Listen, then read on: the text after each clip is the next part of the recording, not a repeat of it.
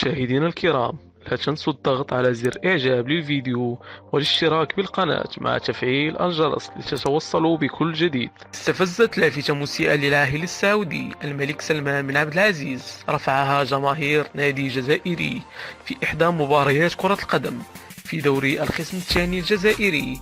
السفير السعودي بالجزائر سامي صالح ليرد عليها بالقول: جاري التأكد من ذلك وسنقوم بما يجب. أكد صالح عزمه الرد على تلك اللافتة قائلا: هذا واجبنا ولا خير فينا إن لم نقم به. ورفعت جماهير جمعية عين مليلة لافتة وضعت الملك سلمان مناصفة في صورة واحدة مع الرئيس الأمريكي دونالد ترامب وبجانبهما الأقصى ومكتوب عليها: وجهان لعملة واحدة.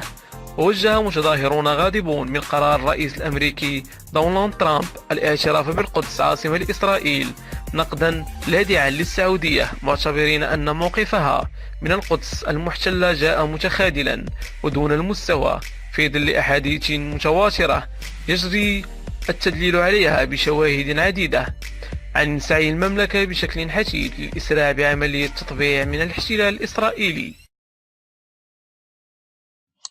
إن أعجبك الفيديو لا تنسى الإعجاب والاشتراك في القناة.